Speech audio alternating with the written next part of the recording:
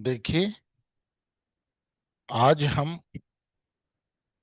BNSS BNS को start करेंगे। भारतीय न्याय संहिता।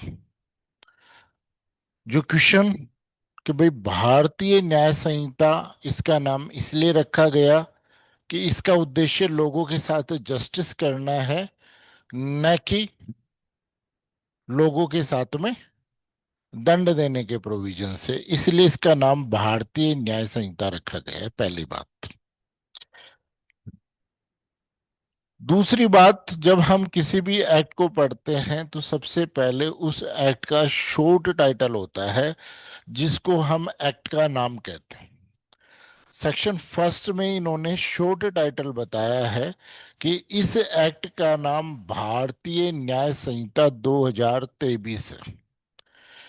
इस एक्ट का नाम भारतीय न्याय संहिता 2023।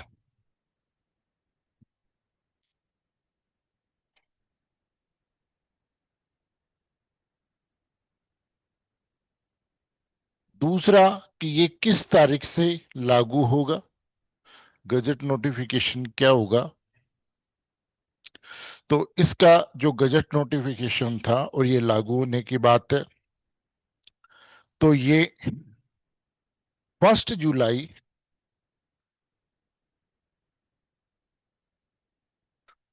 1 जुलाई 2024 से एनफोर्स में है। 1 जुलाई 2024 से एनफोर्स में है।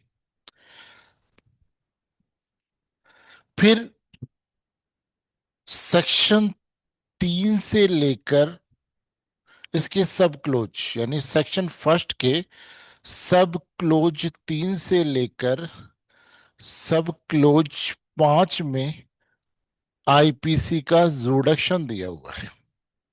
सब क्लोज 1 से लेकर सेक्शन के 3 से लेकर 5 में इस बीएनएस का जोडक्शन दिया हुआ है, जो आईपीसी का सेक्शन 2, 3 और 4 था। जो आईपीसी का जोडक्शन सेक्शन 2, 3 और 4 था,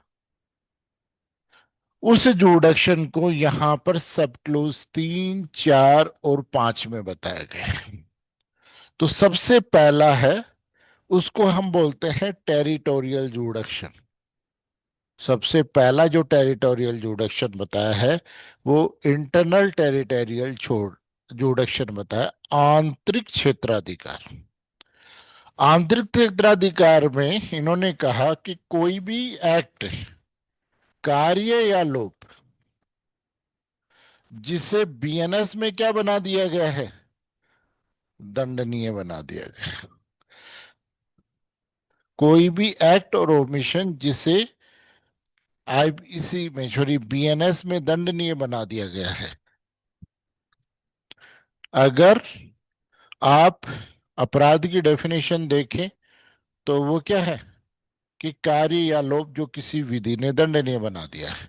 यहां पर क्या लिख दिया है कि बीएनएस ने दंडनीय बना दिया गया। तो कार्य और लोप, इतनी बात कहने के बजाय ये सीधा भी कह सकते थे कि अपराध।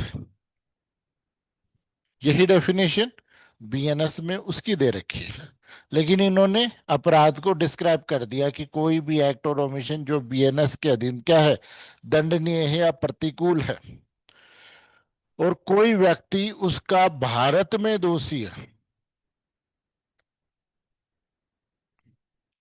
दोषी है यानी किसी भी व्यक्ति को इन अपराधों के लिए भारत में दोष सिद्ध किया गया है, तो उस पर बीएनएस के प्रावधानों के अनुसार दंडित किया जाएगा। उसे इस संहिता के अधीन दंडनीय होगा, अन्यथा नहीं। देखो इन्होंने क्या कहा, every person shall be liable to punishment under this संहिता and not otherwise for every act, omission, contrary to the provision of thereof, of the which he shall be guilty within India। कि यदि कोई भी व्यक्ति भारत के राज्य क्षेत्र में कोई अपराध करता है, इन्होंने अपराध को क्या कर दिया, डिस्क्राइब कर दिया। एक वर्ड में ये अपराध है। और अगर बड़ी बात ले तो कार्य या लोप जो कि बीएनएस के प्रावधानों के विरुद्ध। तो इन्होंने वापस वही अंग्रेजों वाली स्थिति को अपनाया और इन्होंने ये कहा कि कोई भी कार्य लोप जो बीएनएस के विरुद्ध है और कोई व्यक्ति भारत में करता है और दंडनीय होगा तो केवल आईपीसी से दंडनीय होगा और किसी चीज से दंडनीय नहीं होगा। और वर्ड क्या रूल्स रखा है? Every person. वर्ड क्या यूज किया है? Every person.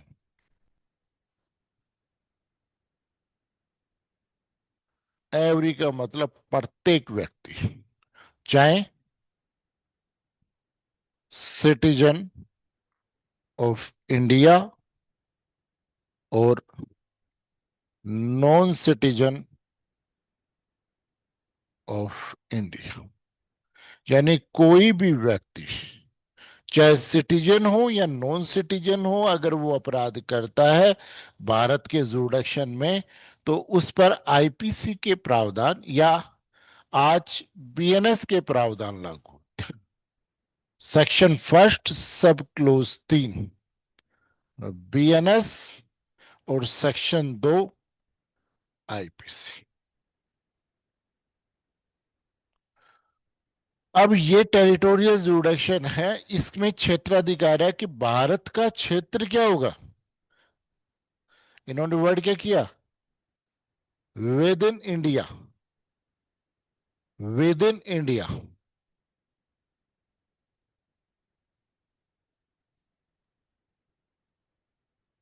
देखो जब आप पढ़ोगे तो 3 वर्ड आएंगे, with in India, without India और बियॉन्ड इंडिया।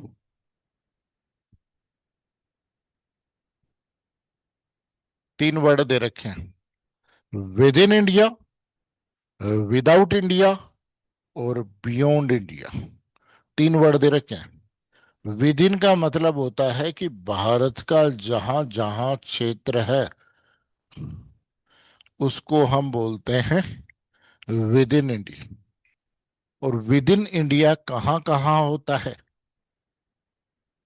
अगर हम बात करें तो टेरिटरी 3 प्रकार की होती है। पहली होती है लैंड, दूसरी होती है एयर और तीसरी होती है वाटर।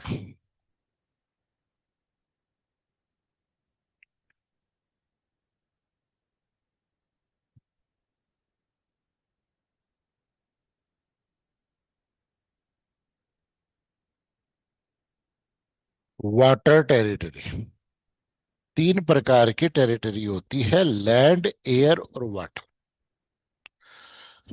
लैंड टेरिटरी का मतलब कि देखो ऊपर तो हमारी सीमाएं निश्चित है।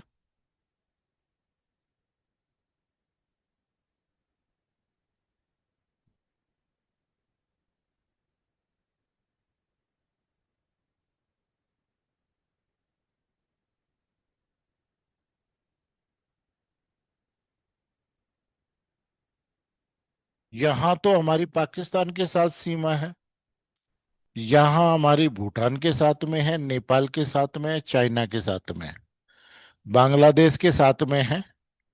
वहां तो हमारा क्षेत्र फिक्स है, वो तो लैंड टेरिटरी हो गई। दिक्कत आती है कहाँ? जहां पर पानी और जल मिल रहा है उस टेरिटरी का क्या, जहां पानी और जल मिल रहा है। तो इस टेरिटरी के लिए ये कह रहा है कि जिस पॉइंट पे पानी मिल रहा है वहां से लेकर 11 माइल तक हम लैंड टेरिटरी मानेंगे। 11 माइल तक। और इस 11 माइल के बाद में 200 माइल तक हम वाटर टेरिटरी मानते, कि यानी 211 यहां से लेकर यहां तक 211 माइल्स। माइल्स का मतलब 1 किलो, 1 माइल्स का मतलब 1.6 किलोमीटर। 1.6 किलोमीटर 1 माइल का मतलब। तो ये जो टेरिटरी होती है हमारी वाटर टेरिटरी, यानी यहां से लेकर 211 किलोमीटर तक अगर समुद्र में कोई भी अपराध होता है तो आईपीसी के प्रावधान लागू होंगे। तीसरी बात करते हैं हम एयर टेरिटरी की। तो एयर टेरिटरी की जहां तक बात है कि एयर टेरिटरी संपूर्ण भारत पे लागू होती है, यानी अनंत आकाश, जहां तक हमारा क्षेत्र है हम पहुंच सकते हैं अनंत आकाश तक, हमारा एयर टेरिटरी पूरे भारत। तो तीन प्रकार की टेरिटरी होती है, लैंड, एयर और वाटर। लैंड टेरिटरी, एयर और वाटर टेरिटरी, तीन प्रकार की होती है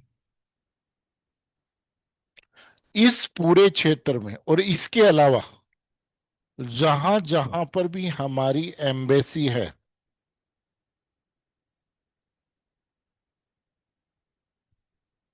यानी इंडियन एम्बेसी जहां जहां पर भी है, उन सारी एम्बेसी में अगर कोई अपराध होता है तो आईपीसी के प्रावधान लागू होंगे। अगर एम्बेसी पे होता है तो सारी एम्बेसियों पर आईपीसी के प्रावधान लागू होते हैं। क्लियर है? पहली बात ये हो गई, आपकी टेरिटरी की बात कर रहे हैं, क्षेत्र की, विद इन इंडिया। दूसरा वर्ड दे रखा है विदाउट इंडिया। विदाउट इंडिया का मतलब होता है ऐसा कोई क्षेत्र, टेरिटरी, जो न तो भारत की है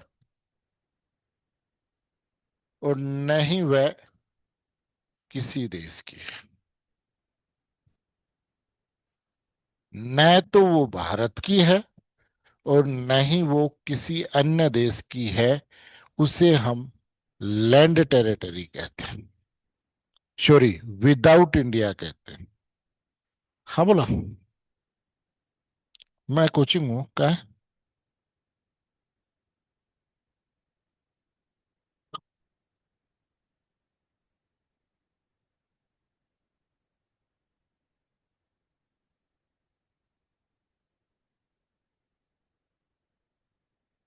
तो ये हो गई दूसरी, न तो वो भारत का क्षेत्र है और न ही वो किसी अन्य देश का, उसको बोलते हैं हम विदाउट इंडिया। जैसे अंटार्कटिका,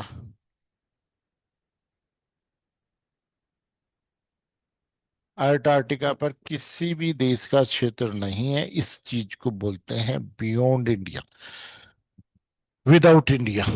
और फिर एक वर्ड दे रखा है बियॉन्ड इंडिया। बियॉन्ड इंडिया का मतलब वो क्षेत्र जो भारत का नहीं है और किसी अन्य देश का है, उसके लिए वर्ड यूज किया गया है बियॉन्ड इंडिया। तो ये तीन प्रकार के वर्ड यूज किए हुए हैं, पहला विद इन इंडिया, दूसरा विदाउट इंडिया और तीसरा beyond India.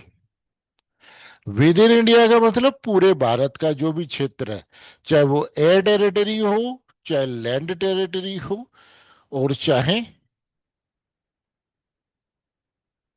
Air water territory हो, तीनों प्रकार की टेरिटरी। विदाउट इंडिया ऐसा क्षेत्र जो न तो भारत का है न ही उसी अन्य देश का उस पर कब्जा है, जैसे अंटार्कटिक, खुला समुद्र भी हो सकता है।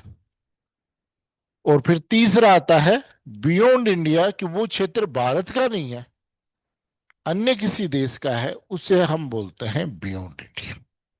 तो सेक्शन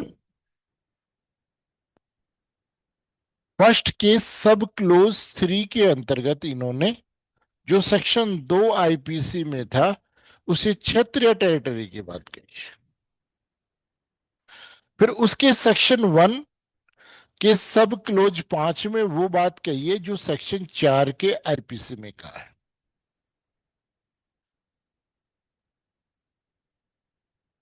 4 में क्या बात कही है कि कोई भी बियॉन्ड इंडिया और विदाउट इंडिया ऑफेंस करने की बात कह रहा है। कि अगर भारत का नागरिक है और भारत से बाहर चला गया है, कोई भी भारत का नागरिक यदि भारत के बाहर चला गया है और भारत में बाहर, चाहे बियॉन्ड इंडिया हो चाहे विदाउट इंडिया हो, कहीं पर भी अगर कोई अपराध करता है, कौन सा अपराध करता है? ऐसा कोई भी कार्य या लोग जो भारतीय दंड संहिता के प्रावधानों यानी बीएनएस के प्रावधानों के अगेंस्ट है, आईपीसी के प्रावधान यानी बीएनएस के प्रावधान उस पर लागू। फर्स्ट। दूसरा, कि इंडिया में रजिस्टर्ड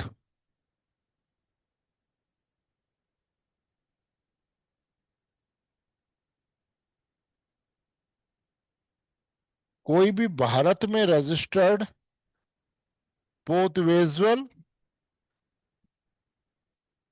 या कोई भी एरोप्लेन है,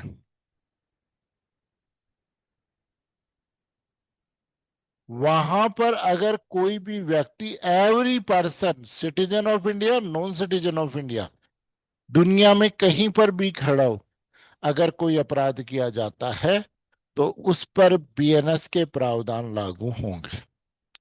और तीसरा, कि भारत में स्थित किसी भी कंप्यूटर संसाधन, जैसे मेरे पास मोबाइल है और कोई भी नाइजेरियन है, उसने एक मैसेज किया कि कौन बनेगा करोड़पति में आपकी लॉटरी लग गई है, इस लिंक को खोलो और अपना फॉर्म भर करके 1 करोड़ रुपए ले जाओ। और मैंने वो लिंक खोला, करोड़ रुपए तो नहीं मिले, लेकिन जो मेरे अकाउंट में थे वो भी चले गए। तो ये मेरा कंप्यूटर संसाधन है, इसको टारगेट करके कहां से लिंक भेजा गया था? नाइजीरिया से। तो ये क्या हुआ? आईपीसी के अधीन, सॉरी, इसके अधीन एक दंडनीय अपराध हुआ, साइबर क्राइम में। और ये कंप्यूटर भारत में था, इसको टारगेट करके ऑफेंस किया गया है, इसलिए इस पर आईपीसी के प्रावधान लागू। अगर वो नाइजेरियन पकड़ा जाता है तो उस पर आईपीसी के प्रावधान लागू होंगे। यानी किसी भी भारतीय कंप्यूटर को टारगेट करके ऑफेंस किया जाता है, उस पर आईपीसी के प्रावधान लागू होंगे। फिर देखो, दो बातें इन्होंने क्लियर कर दी। सेक्शन फर्स्ट के सब क्लोज 3 में इन्होंने ये कहा कि अगर कोई भी व्यक्ति भारत के क्षेत्र में अपराध कर रहा है, उस पर आई बीएनएस लागू होगी। फर्स्ट के 5 में इन्होंने 3 स्थितियों को क्लियर किया। पहला, कि Indian citizen beyond India, without India, Bharat से बाहर या परे कोई अपराध करता है जो आईपीसी के अगेंस्ट है, तो उस पर आईपीसी के प्रावधान लागू होंगे। ये इन्होंने फर्स्ट बात कही। सेकंड बात ये कही कि भारत में रजिस्टर्ड किसी भी विजुअल या एयरप्लेन यानी पोत या विमान पर अगर कोई अपराध हो रहा है तो आईपीसी के प्रावधान लागू होंगे। सेकंड। उसके बाद में थर्ड, कि भारत के किसी भी कंप्यूटर को टारगेट करके ऑफेंस किया गया है तो आईपीसी लागू होगी, सॉरी बीएनएस लागू होगी। इसको एडजस्ट कर लेना, अभी थोड़े से दिन आईपीसी चलेगी। तो ये बीएनएस, उसके प्रावधान लागू होंगे, ये बात कह रहा है 5 में। अब एक सेक्शन 1 के सब क्लोज 4 में इन्होंने बात कही है, किसकी? इन्होंने ये कहा कि जो व्यक्ति सेक्शन 3 में भी कवर नहीं हो रहा, सब क्लोज 3 में भी कवर नहीं हो रहा, सब क्लोज 5 में भी कवर नहीं हो रहा, लेकिन ऐसी स्थिति उत्पन्न हो गई कि उस पर आईपीसी के अकॉर्डिंग ट्रायल की जानी चाहिए, उसे पनिश किया जाना चाहिए आईपीसी या बीएनएस के प्रावधानों के अनुसार, यानी बीएनएस के प्रोविजंस के अनुसार उसे ऑफेंस हमें वो करना चाहिए। तो ऐसी कंडीशन को लिए इन्होंने 4 बनाई है। उसके लिए इन्होंने संसद को पावर दी है कि संसद पहले विधि बनाएगी, और वो विधि का जो पावर है वो कहां दे रखा है? आर्टिकल 245 के सेकंड 245(2) में संसद को कॉन्स्टिट्यूशन ने पावर दिया है कि संसद ऐसी कोई भी विधि बना सकती है जिसके प्रावधान भारत के क्षेत्र की सीमाओं के बाहर लागू होते, भारत की सीमाओं के बाहर लागू होते हैं। जैसे मैं आपको समझाऊं, समझना। जैसे 26/11 का अटैक हुआ भारत पे, मुंबई के अंतर्गत। मुंबई में कुछ लड़कों ने पाकिस्तान से जो आए और भारत पे उन्होंने अटैक किया। उनमें से ज्यादातर जो भी थे वो सारे मारे गए। केवल एक जिंदा बचा जिसका नाम था कश्यप।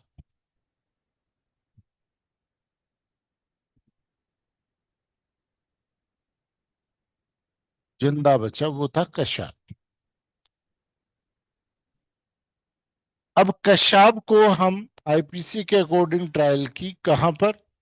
Section 2 IPC. और आज की स्थिति में section 1(3) IPC, BNS. Sorry.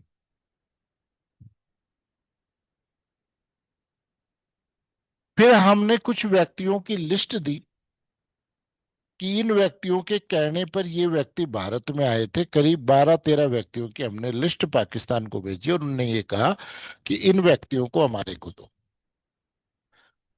Pakistan ने मना कर दिया। उन्होंने ये कहा कि देखो ये अटैक किया है, इन लोगों ने किया है, नहीं तो हम बातचीत बंद कर देंगे। आजकल तो सर्जिकल स्ट्राइक होता है, मोदी जी ऑपरेशन सिंदूर करता है। पहले जो गवर्नमेंट थी वो ये कहती थी कि देखो ये आदमी दे दो, नहीं तो हम बातचीत बंद कर देंगे। पाकिस्तान ने कहा ठीक है बातचीत बंद, हम नहीं दे रहे हमारे हाथ। लेकिन मान लीजिए अगर वो अपने आदमी भारत को दे देता तो उनकी ट्रायल कहाँ होती इन 13 व्यक्तियों की? तो न तो सब क्लोज 3 के अनुसार हो सकती थी, न ही सब क्लोज 5 के अनुसार हो सकती थी। न तो 3 के अनुसार हो सकती थी, न सब क्लोज 5 के अनुसार हो सकती थी, यानी सेक्शन 3 और 4 आईपीसी के अनुसार नहीं हो सकते थे। ऐसी स्थिति में संसद आर्टिकल 245 में विधि बनाकर उसे भारतीय विधि के अनुसार विचारण का पात्र बनाती है और उसकी ट्रायल कर सकती है। ये बात, यानी ये सिर्फ पावर संसद को दिया है, ये डायरेक्टली लागू नहीं होता कि पहले संसद विधि बनाएगी और फिर लागू करेगी। तो इसलिए सेक्शन,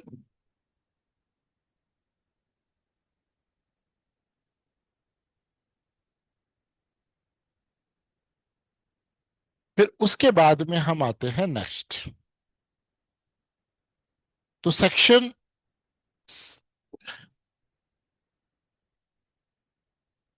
1 का सब क्लोज 6,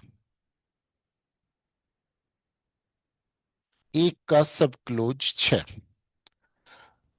जो सेक्शन 5 में था वो इसका सब क्लोज 6 बना दिया गया।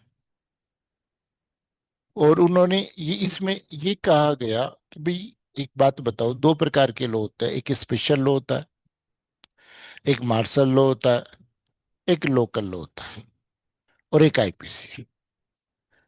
तो जहां आईपीसी स्पेशल लॉ से, मार्शल लॉ से या लोकल लॉ से कंट्रोडक्शन करती है तो वहां सुपरसीड कौन सा करेगा? तो इन्होंने कहा कि आईपीसी एक कॉमन लॉ है, मार्शल लॉ स्पेशल लॉ, और वो एक स्पेशल लॉ।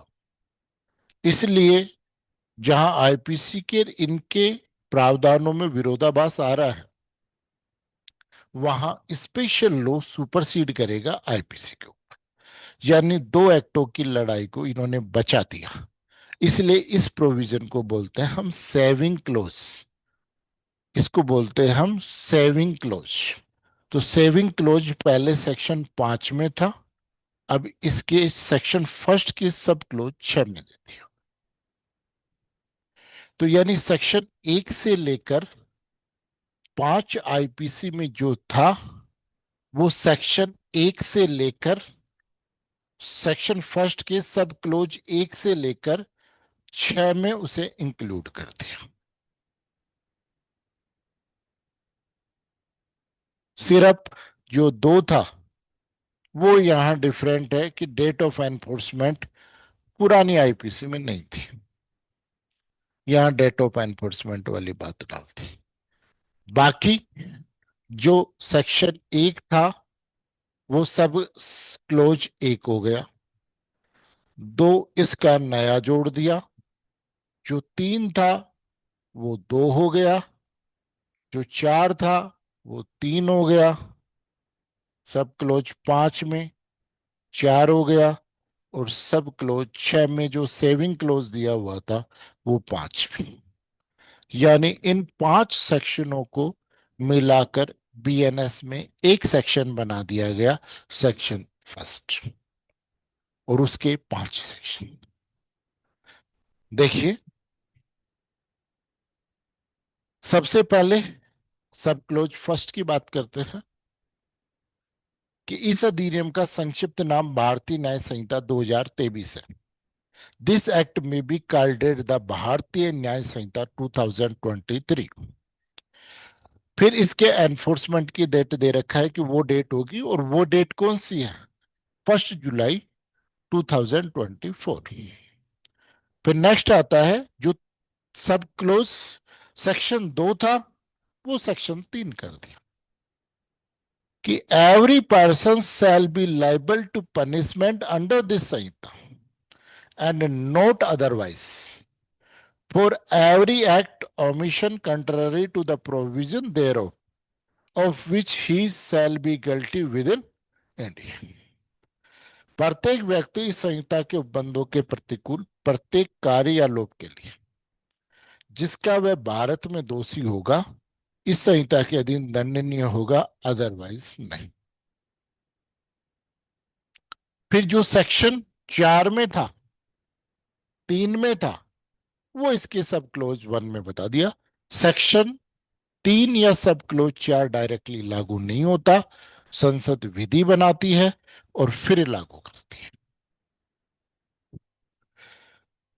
कि भारत से परे किए गए अपराध के लिए कोई व्यक्ति भारत में तत्समय किसी विधि के अनुसार विचारण का पात्र है, यानी पहले संसद विधि बनाएगी फिर वो विचारण का पात्र होगा। भारत से परे किए गए कार्य के लिए इस संहिता के उपबंधों के अनुसार ऐसे बरता जाएगा मानो वह भारत के भीतर किया गया है। Any person liable by any law for time being in the force in India to be tried for any offence committed beyond India. आगे बात समझ, to be tried for an offence committing beyond India shall be dealt with the according to the provision of this Sanhita for any act committed beyond India in the same manner as if such act had been committed within India। फिर जो section 4 में था वो इसका सब close 5 बना दिया। The provision of this Samhita shall also apply to any offense committed by any citizen of India any place without or beyond India। Without का मतलब समझ गए कि ऐसी जगह जो न तो भारत की है और न ही किसी और देश की, विदाउट इंडिया। और बियॉन्ड इंडिया ऐसी जगह जो भारत की नहीं है और किसी दूसरे देश की। Any person any ship aircraft registered in India whether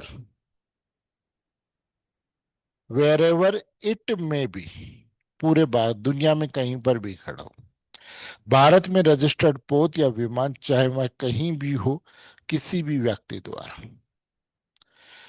any person any place without beyond India committing offence targeting a computer resource located in India.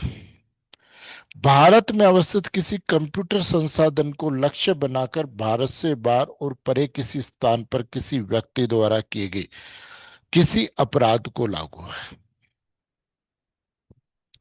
Any person in any place without any beyond India committing offense targeting a computer resource located in India. फिर इन्होंने explanation दिया है कि अपराध के अंतर्गत भारत में किया गया प्रत्येक कार्य भारत में किया गया है तो इस संहिता के अधीन दंडनीय अपराध होता। अगर वो काम विदेश में किया गया और विदेश में वो बात अपराध नहीं है, लेकिन वो बात अगर भारत में अपराध है तो आईपीसी के अकॉर्डिंग उसे दंडित किया जाएगा।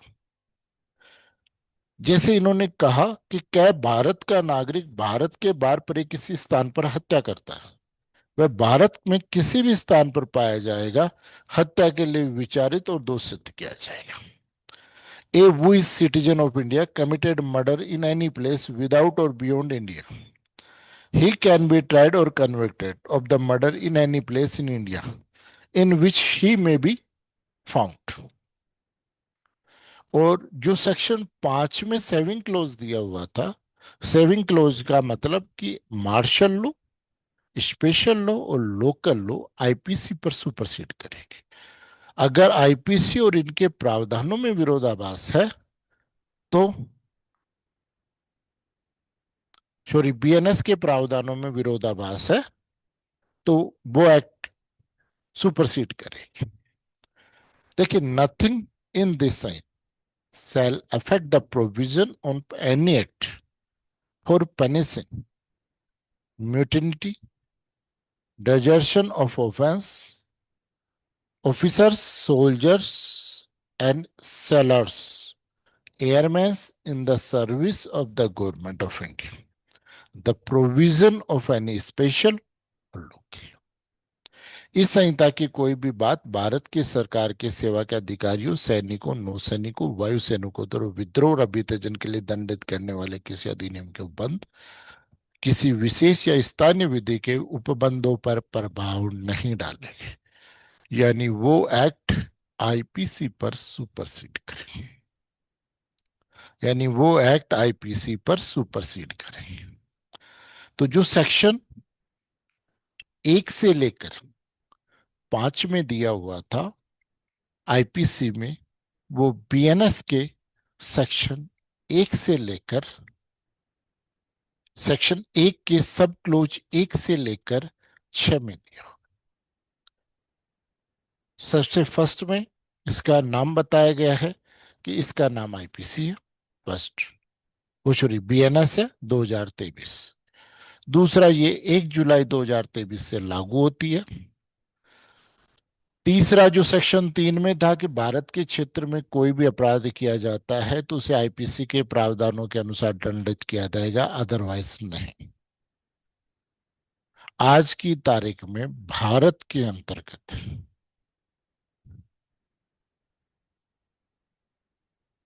आज की तारीख में भारत में अननेचुरल इंटरकोर्स कोई ऑफेंस नहीं है। पहले ये 377 में अपराध था, आज कोई अपराध। तो इसके लिए केवल 323 यानी उपपत्ति का सेक्शन लगता है। अगर जो बात बीएनएस में अपराध नहीं है तो आईपीसी लागू, सॉरी, बीएनएस में दंडित नहीं किया जा सकता। उसके अलावा सेक्शन 4 में जो था वो इसके सब क्लोज 5 में दिया हुआ है। इसमें डायरेक्ट प्रोविजन नहीं है। इसमें संसद पहले आर्टिकल 245(2) में विधि बनाकर किसी भी व्यक्ति को जिसने भारत के बाहर अपराध किया है विचारण का पात्र बना सकती है और भारत में उसकी ट्रायल की जा सकती है। फिर उसके बाद में चौथा, जो उसके सब क्लोज सेक्शन 4 में था वो इसके सब क्लोज 5 में दिया हुआ है। 3 बातें कि अगर भारत से बाहर और परे कोई अपराध किया जा रहा है तो लाइबिलिटी, तो इन्होंने कहा कि भारत का नागरिक अगर भारत से बाहर परे कहीं पर भी अपराध करता है बीएनएस के अकॉर्डिंग लाइबल होगा, फर्स्ट बात। दूसरी बात कि भारत का नागरिक, यदि भारत का नागरिक, सॉरी, भारत में रजिस्टर्ड पोत और विमान पर कहीं पर भी अपराध हो रहा है तो उस पर बीएनएस के प्रावधान लागू। कोई भी व्यक्ति, सिटीजन और नॉन सिटीजन। जैसे आपसे ये कहे कि अमेरिका के बंदरगाह पर भारत में रजिस्टर्ड पोत और विमान पर माइकल ने डेविड को मारा, क्या अपराध, क्या आईपीसी लागू होगी? तो ध्यान रखना, भारत में रजिस्टर्ड पोर्ट है, अमेरिका में भी खड़ा हुआ है, तो भी चाहे माइकल और डेविड भारत के नागरिक नहीं भी हैं, तो भी उन पर आईपीसी के प्रावधान लागू होंगे। और जो उसके 5 में था आईपीसी का, यहाँ सब क्लोज फर्स्ट के 6 में दिया हुआ है, जिसको बोलते हैं हम सेविंग क्लोज।